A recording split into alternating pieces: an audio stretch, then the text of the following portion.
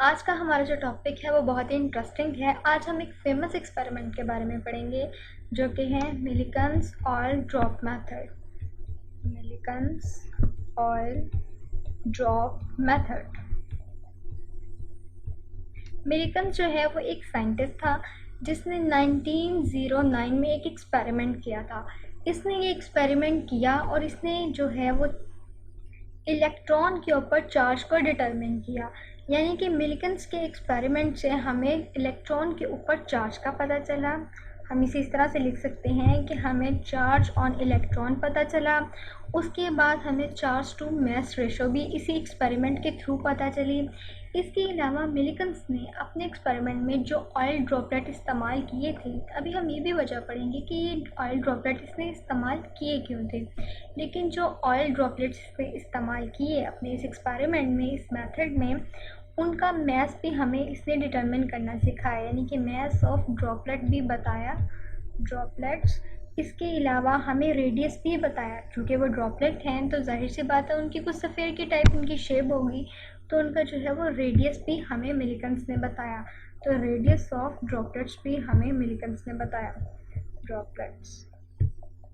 अब ज़रा इसकी कंस्ट्रक्शन के बारे में बात करते हैं, तभी हम लोगों को इस एक्सपेरिमेंट के बारे में, इस मेथड के बारे में समझ आएगा। मिलिकन्स ने क्या किया? मिलिकन्स ने अपने एक्सपेरिमेंट, अपने मेथड के दौरान जो है एक चैम्बर इस्तेमाल किया।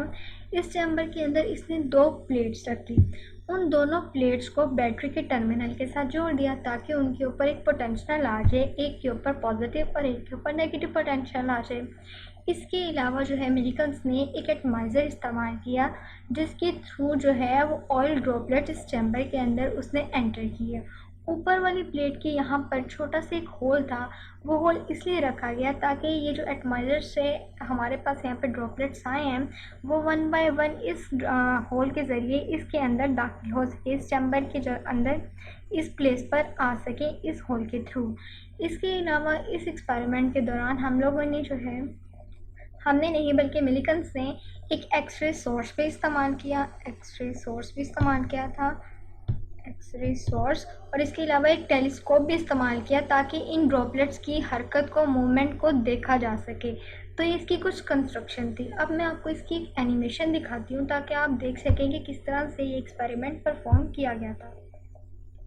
मिलिकन्स ने अपने एक्सपेरिमेंट के दौरान जो ऑपरेटर सेट किया था, वो ऑपरेटर कुछ इस तरीके का था कि ये एक चैम्बर था, इसके अंदर यहाँ पर ये टेलीस्कोप है, ये एक्सरे सोर्स है, और इस एक्सरे सोर्स के थ्रू उसने यहाँ पर मौजूद जो चार्ज हैं वो चार्ज डिटरमिन करके बताया कि ऑयल ड्रॉपलेट्स के ऊपर जो चार्ज है वो चार्ज जो है वो 1.6 इंटू 10⁻⁻19 कूलम है। ये चार्ज उसने डिटरमिन किया था कि एक इलेक्ट्रॉन के ऊपर जो चार्ज है वो इस तरीके से है, और इस चार्ज को उसने इस ऑयल ड्रॉपलेट्स की मदद से किस तरह से निकाला, अब हम उसे देखते हैं। ये एक एटमाइज़र यूज़ किया गया था। इस एटमाइज़र के थ्रू जो है यहाँ पर इस चैम्बर के अंदर जो है वो oil droplet in the form of mist फेंके गए थे, और ये ऑयल ड्रॉपलेट्स इस सुराख के ज़रिए, इस होल के ज़रिए वन बाय वन इस चैम्बर के अंदर एंटर हो रही थी। यहाँ पर तीन तरह की फोर्सेस एक्ट कर रही थी। एक इन ड्रॉपलेट्स पे एक ग्रेविटेशनल फोर्स, दूसरी इलेक्ट्रोस्टैटिक फोर्स, और तीसरी जो है विस्कस ड्रैग फोर्स।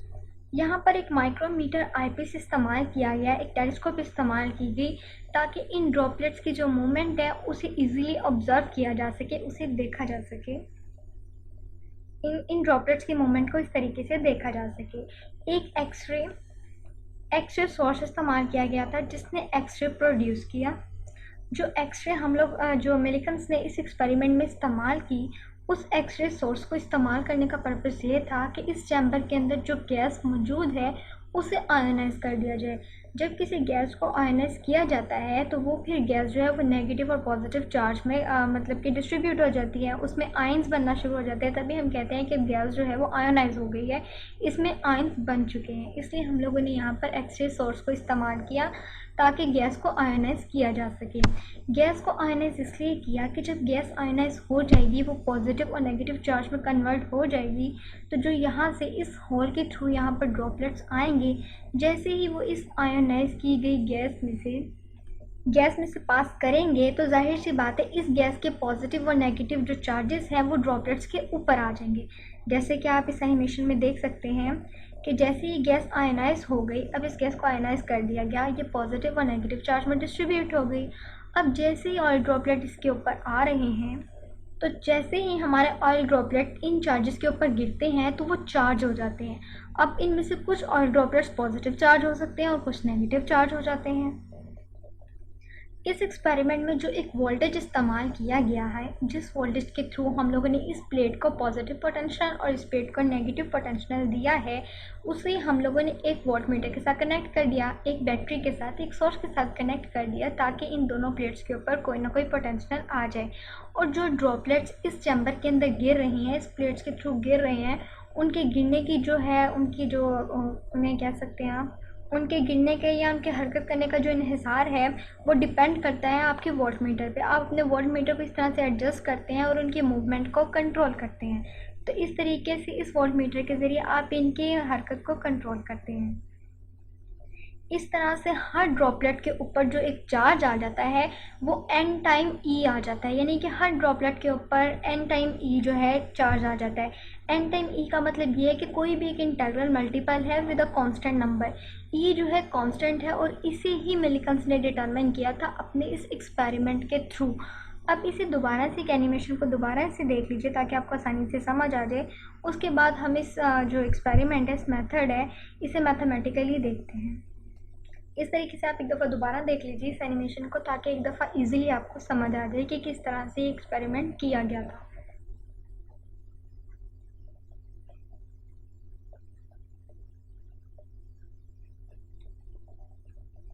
इस एटमाइज़र के थ्रू इसके अंदर जो है वो जो ऑयल ड्रॉपलेट्स है फेंके गए थे और इस हॉल के थ्रू ये इस चैम्बर के अंदर एंटर होते गए और चार्ज होते गए।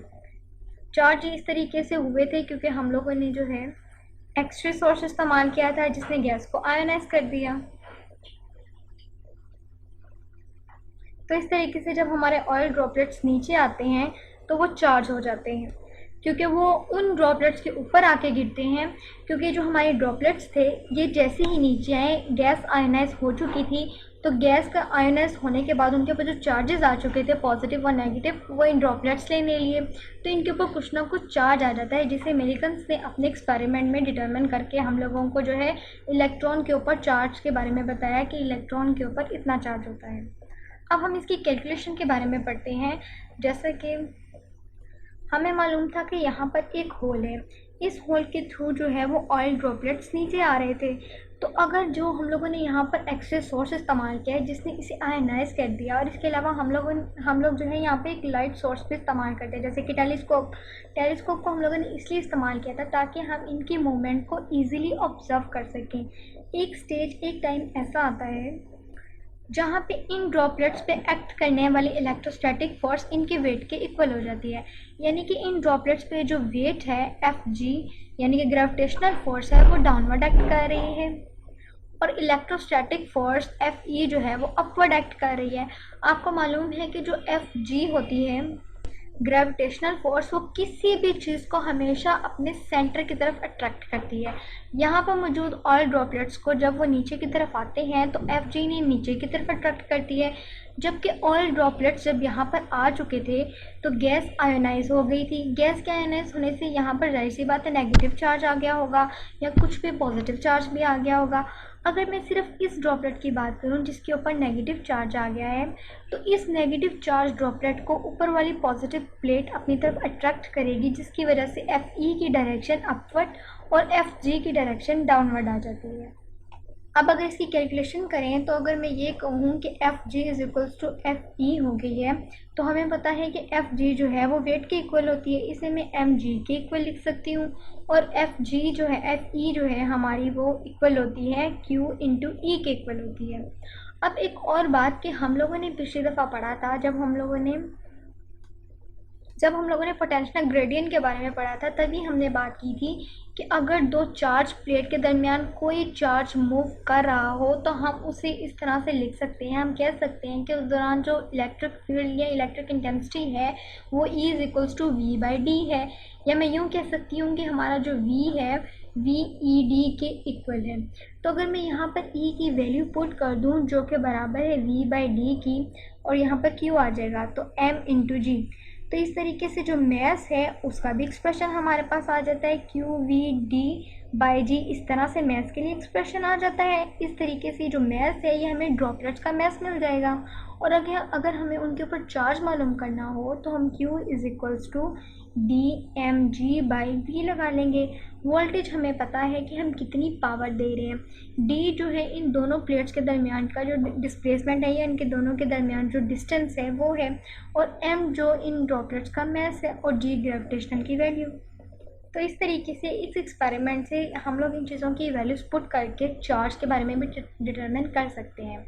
अब अगर मैं मैस की बात करूं, क्योंकि मैथ्स के लिए देखा जाए तो हमारे पास चार्ज का होना ज़रूरी है, लेकिन अभी तो हमें चार्ज मालूम नहीं है। तो हम किस तरीके से पहले मैथ्स को डिटरमिन करते हैं। अच्छा, मैथ्स को डिटरमिन करने का एक और अच्छा तरीका है। हमें मालूम है कि जो डेंसिटी होती है, डेंसिटी हमेशा मास ओवर वॉल्यूम के इक्वल होती है, यानी कि मास ओवर वॉल्यूम, मास पर यूनिट वॉल्यूम होता है। इस तरीके से हमारे पास जो रो है डेंसिटी को रिप्रेजेंट करती है। किसी भी चीज़ की डेंसिटी उसके मास पर यूनिट वॉल्यूम के इक्वल होती है। और अगर मैं ये कहूँ कि हमारा जो ऑयल ड्रॉपलेट है वो तकरीबन स्फेयर की तरह ही है, तो हमें मालूम है कि स्फेयर का जो वॉल्यूम होता है वो 4/3 πr³ होता है। अगर मैं इस एक्सप्रेशन में मैस को एज इट इज़ रहने दूँ और वॉल्यूम की जगह 4/3 πr³ पुट कर लूँ, तो इस जो एक्सप्रेशन है इस पर कोई फ़र्क नहीं पड़ता है, क्योंकि मैंने वॉल्यूम की जगह सिर्फ उसकी वैल्यू पुट की है। अब अगर मैं इस वॉल्यूम को यहाँ पे रो के साथ जाके मल्टीप्लाई कर दूँ डेंसिटी के साथ, तो हमारी डेंसिटी जो है वो एज इट इज़ ही इसके साथ 4/3 πr³। तो इस तरीके से हमारे पास जो है वो मैस के लिए भी जो है वो एक्सप्रेशन निकल आता है। तो हमारा मैस का मसला तो सॉल्व हो गया, यानी कि मैस की वैल्यू लगाने से मुझे चार्ज की वैल्यू तो मिल जाएगी।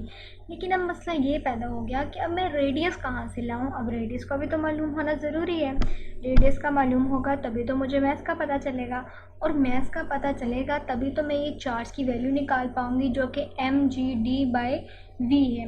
यानी कि Q मालूम करने के लिए पहले मैंने मैस को मालूम किया, अब मैस मालूम करने के लिए मुझे रेडियस का मालूम होना ज़रूरी है। तो अब हम रेडियस को भी मालूम करके देख लेते हैं। यहाँ पर जो वोल्टेज आप दे रहे हैं, इसको जो पावर दे रहे हैं वोल्टेज, अगर आप इसको ऑफ़ कर दें, यहाँ से ख़त्म करके इसे थोड़ी देर के लिए ऑफ़ कर दें, तो जो ड्रॉपलेट्स यहाँ से गिरते हैं वो इतनी तेज़ी से गिरना शुरू कर देते हैं कि वो अपनी टर्मिनल वेलोसिटी अटेन करना शुरू कर देते हैं। और आपको मालूम है कि जब भी कोई चीज़ या कोई भी अगर ड्रॉपलेट है वो गिर रहा हो और वो अपनी टर्मिनल वेलोसिटी अटेन करने जा रहा हो, तो उसका जो वेट है उसकी ड्रैग फोर्स के इक्वल आ जाता है। यानी कि इस ड्रॉपलेट का जो वेट है इसकी ड्रैग फोर्स के इक्वल है। जैसे कि अभी हम लोगों ने एनिमेशन देखते हुए भी बात की थी कि इस मेथड में 3 तरह की फोर्सेस एक्ट करती हैं, एक इलेक्ट्रोस्टैटिक फोर्स, एक ग्रेविटेशनल फोर्स, और तीसरी विस्कस ड्रैग फोर्स। 2 फोर्सेस की तो बात हो गई, अब तीसरी बात रह गई है ड्रैग फोर्स की, जो अब हम करने जा रहे हैं। और ये हम इसलिए करने जा रहे हैं क्योंकि हमें रेडियस को मालूम करना है, और रेडियस तभी मालूम किया जा सकता है जब हम इन दोनों के रिलेशन की बात करेंगे। अगर मैं ये कहूँ कि हमारा ड्रॉपलेट जो है वो अपनी टर्मिनल वेलोसिटी अटेन कर रहा है, तो इसका जो ड्रैग फोर्स है इसकी वेट के इक्वल आ जाएगी। वेट के बारे में हमें मालूम है कि जो W है वो mg के इक्वल होता है, और ड्रैग फोर्स के बारे में भी हमें मालूम है कि ये 6 पाई थीटा rv के इक्वल होता है, यानी कि ये इसका एक्सप्रेशन होता है vt। यहाँ पर vt आना चाहिए क्योंकि टर्मिनल वेलोसिटी है। अब अगर मैं यहाँ पर ये कहूँ कि मैं मैस की वैल्यू यहाँ पर लगा लेती हूँ, मैस की जो वैल्यू है वो हमारे पास 4/3 πr³ और 7 रो था, क्योंकि हम लोगों ने रो के साथ यानी कि डेंसिटी के साथ वॉल्यूम को मल्टीप्लाई किया, तो ये हमारे लिए मैस का एक्सप्रेशन आ गया था। जी एज इट इज़ ही लिख देते हैं, और यहाँ पर 6 pi theta rv as it is. अब अगर देखा जाए तो मैं इसे क्यों ना थोड़ा सा रीअरेंज कर लूँ। रीअरेंज इस तरीके से कर लूँ कि यहाँ पर भी एक r है तो यहाँ पर भी 3 r है, तो एक r इससे कैंसिल हो गया और यहाँ पर अब r स्क्वायर रह जाता है। r स्क्वायर अगर मैं यहाँ पर सेपरेट कर लूँ और बाकी सब चीज़ों को एक तरफ ले जाऊँ, यहाँ पर पाई भी है, पाई को भी कैंसिल कर देते हैं, और 3 को इधर जाके मल्टीप्लाई कर दें तो ये 18 और 4 नीचे आके डिवाइड हो जाएगा।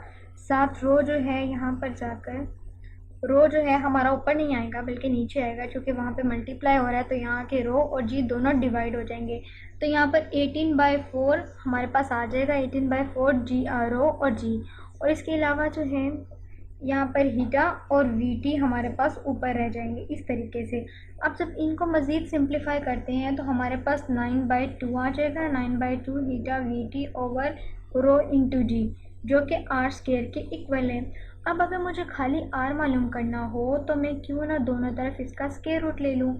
इस तरफ तो स्क्वायर रूट कैंसिल हो जाएगा और यहाँ पर 9/2 हीटा आर वी, इसको थोड़ा सा सही कर लेते हैं, इसे थोड़ा सा इस तरह से करके लिख लेते हैं। यहाँ पर under 9/2 theta v t divided by rho into g. तो इस तरीके से हमारे पास आर भी फाइंड आउट हो जाता है, यानी कि अब हमारा मसला सॉल्व हो गया। हमें सबसे पहले क्यू फाइंड आउट करना था, लेकिन क्यू के लिए हमारा एक्सप्रेशन जो है वो M G D by V निकला। अब एम को मालूम करने के लिए हम लोगों ने डेंसिटी का एक्सप्रेशन लगाया और हमारे पास जो है एम की वैल्यू निकल आई कि ये 4/3 रो पाई आर क्यूब आ गई। अब आर के लिए भी हमें वैल्यू चाहिए थी, ताकि आर को पुट करते तो मैथ्स आता और मैथ्स को पुट करते तो चार्ज आ जाता। तो आर को हम लोगों ने इस तरीके से ड्रैग फोर्स इस्तेमाल करते हुए फाइंड आउट कर लिया। अब अगली बात ये रही कि जितने भी चार्ज जो भी हमारे ऑयल ड्रॉपलेट्स आते हैं नीचे गिरते थे, इस होल से गिर रहे थे, नीचे की तरफ आ रहे थे इस आयोनाइज हुई गैस में, तो जैसे ही वो इस आयोनाइज गैस के पास आते थे चार्ज हो जाते थे। तो बाद में जब हम लोगों को मिलिकन्स ने ये एक्सपेरिमेंट किया तो उसने देखा कि हर ड्रॉपलेट पे जो चार्ज है वो एन ई के इक्वल है, यानी कि हर ड्रॉपलेट पे चार्ज एन ई टाइम्स आ रहा है और ई जो है ये कांस्टेंट है। तो इस तरीके से उसने क्यू को डिटरमिन करने के बाद जो है क्यू की वैल्यू पुट की, और एन चूँकि है वो एन जो है हमारे पास ये नंबर ऑफ़ इलेक्ट्रॉन है जो कि 1 2 3 सो ऑन है। तो एन की वैल्यू लगाने के बाद और चार्ज जो भी हम लोगों ने इतना लंबा कैलकुलेशन की है उसके थ्रू हम लोगों ने चार्ज को डिटरमिन कर लिया। तो चार्ज और एन की वैल्यू लगाकर हमें ई की वैल्यू पता चल गई कि ई की वैल्यू क्या है। तो इस तरीके से इस एक्सपेरिमेंट से हमें ये मालूम चल गया कि ई की वैल्यू क्या है। तो मिलिकन्स ने बताया कि जो ई की वैल्यू वो कुछ इस तरीके से है कि ये ई की इस तरीके से यहाँ पर जो है हमारे पास चार्ज भी आ गया 1.6 × 10⁻⁻19 कूलम्स, जो कि हमें मिलिकन्स ऑयल ड्रॉप मेथड इस्तेमाल करने से मिलिकन्स ने बताया। इसके अलावा E/m रेशो भी हम लोगों ने फाइंड आउट करना सीख ली, और मैथ ऑफ ड्रॉपलेट्स हम लोगों ने इस एक्सपेरिमेंट इस फार्मूले से निकाला है कि रो 4/3 पाई आर क्यूब के फार्मूले से। और रेडियस भी हम लोगों ने मालूम करना सीख लिया कि ये 9/2 theta v t divided by रो जी। इस तरह के एक्सपेरिमेंट से ये हमारे पास दोनों वैल्यूज़ निकल आई, और इस तरह से ये दोनों वैल्यू निकालने के बाद हमें चार्ज के लिए भी वैल्यू मिल गई, और चार्ज की वैल्यू पुट करने से हम लोगों के पास जो ड्रॉपलेट के ऊपर जो चार्ज आ रहा था, जो कि चार्ज इलेक्ट्रॉन का चार्ज था, वो 1.6 × 10⁻⁻19 कूलम हम लोगों ने डिटरमिन कर लिया। तो इस तरीके से जो है वो मिलिकन्स ने अपना एक्सपेरिमेंट परफॉर्म किया। होप सो आपको काफ़ी हद तक इस एक्सपेरिमेंट के बारे में समझ आ चुका होगा, और हम लोगों ने ये सारी कैलकुलेशन इसलिए की ताकि हम इस क्यू तक पहुंच सके, क्योंकि क्यू तक हम पहुंचेंगे तभी तो हम लोग एन ई के एक्सप्रेशन से जो है वो ई निकाल सकेंगे।